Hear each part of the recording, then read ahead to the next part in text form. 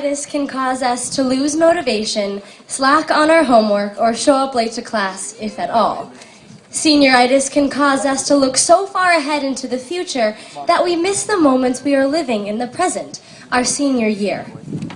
On the 92nd day of physics, in this, my senior year at Tam High School, my beloved physics teacher, Mr. Lapp, said, "I know the past, this is the present, and I don't know the future.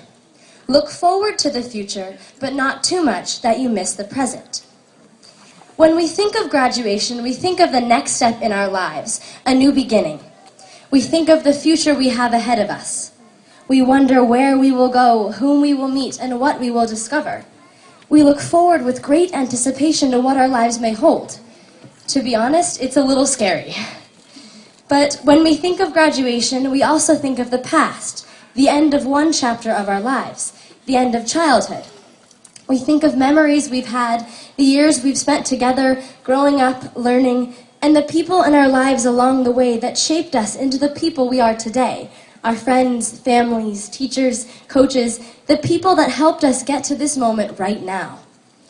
But while caught up in all the memories of the past and the great anticipation of the future, we forget to appreciate the gifts of the present, right now, today.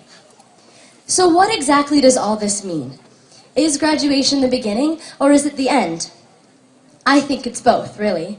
It's certainly the end of high school, a formative chapter of our young lives, but it's also the beginning of our future, of adulthood, where we dream to step out into the world and take on the responsibility to accomplish great things. But the larger point is, graduation is right now. We are living it. And if we can hold on to the idea of now and be present in our lives with each chapter, without looking too far back and without thinking too blindly ahead, we have the greatest chance of enjoying today, this moment with our friends and families. We can't ignore the past. It's too important. It's our history, and it's what brought us to this day. Reflecting back, we see our mistakes, and we see the things we've done right. When we look back on high school, we might have some regrets. Maybe we didn't study as hard as we should have, or maybe we studied so much that we didn't have enough fun. Maybe we wish we worked harder on a sports team, put in those extra hours on those optional practice days. Maybe we didn't ask that person we were always staring at to prom because we thought they'd say no. Maybe we didn't go streaking during the scavenger hunt because we were afraid of being naked.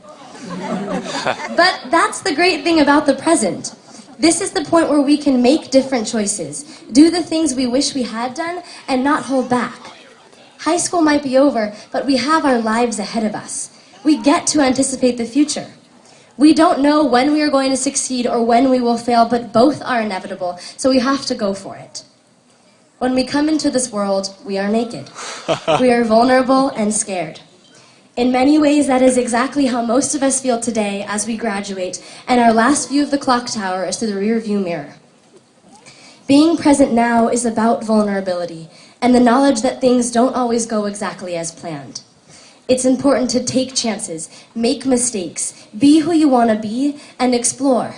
For the memories you create now will structure the future. Maybe being vulnerable isn't such a bad thing, and the desire to run naked fearlessly into the future will only mean more experiences to make up the past. As Mr. Lapp once said, live in the present. As Will Ferrell once said, we're going streaking. Congratulations, Tam High School class of 2012. We did it.